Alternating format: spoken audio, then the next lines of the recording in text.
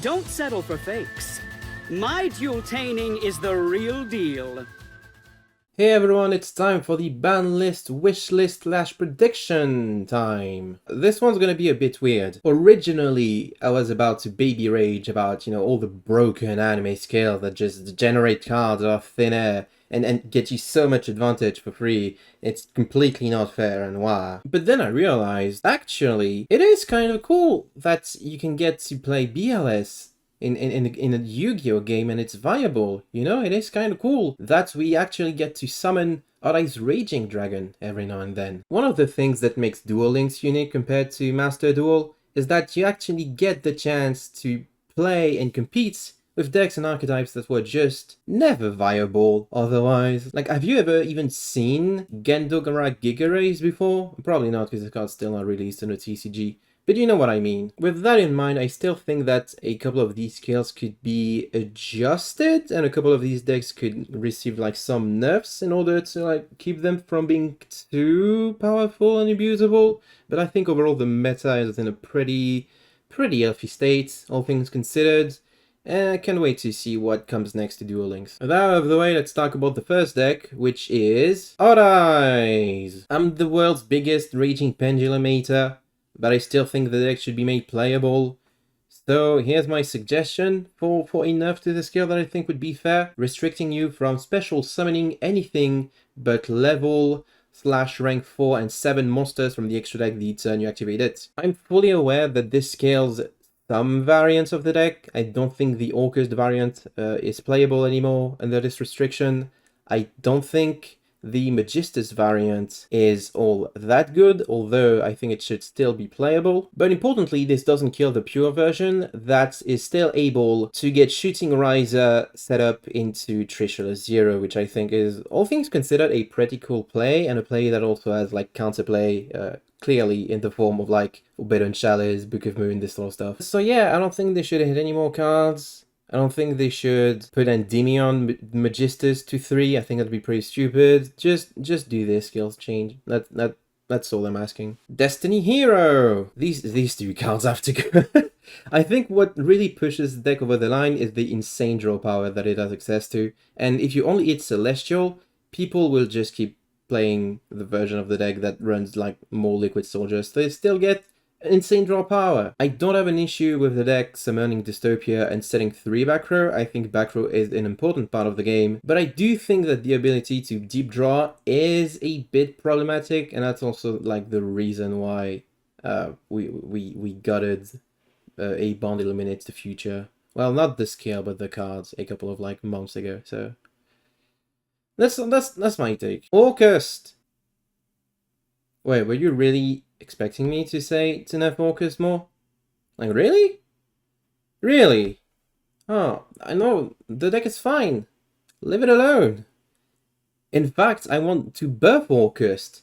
Give him Scrap Raptor.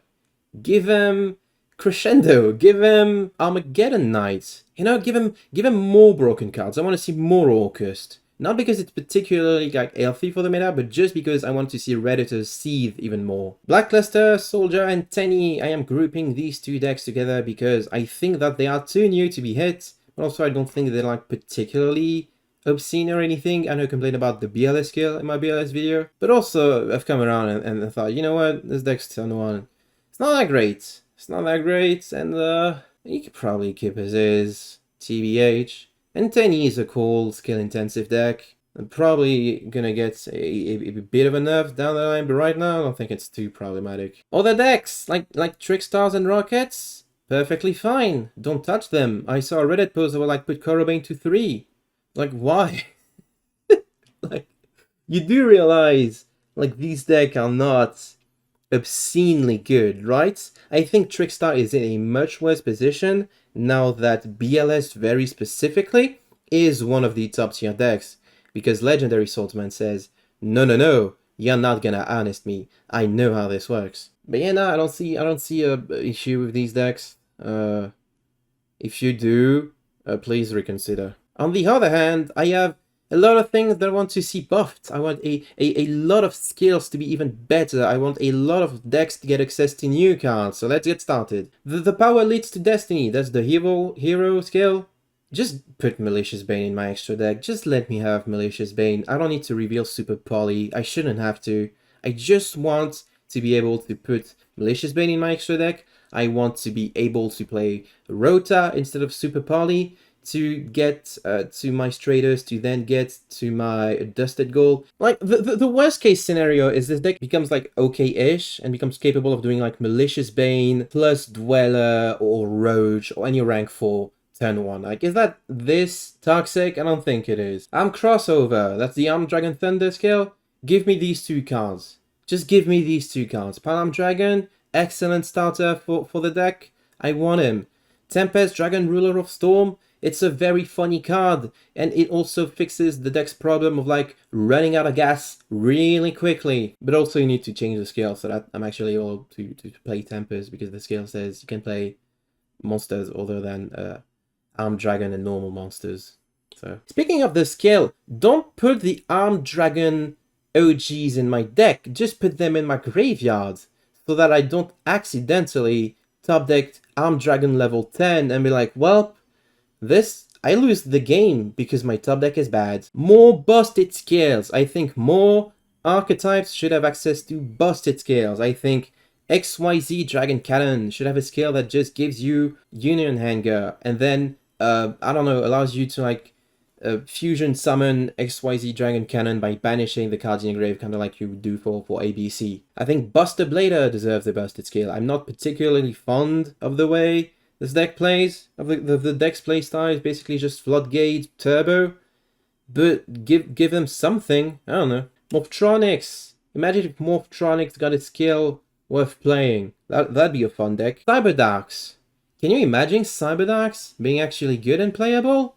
That'd be fun. Magnet Wars. Actually, I take that back. What can I think of anime archetypes? Am I stupid? Why can't I think of other anime archetypes? This is the toughest thing I ever had to do. Cosmo. Cosmo is not an anime archetype, but Quinton is like a couple of Cosmo lines. It's like maybe a skill that gives me Cosmo Town.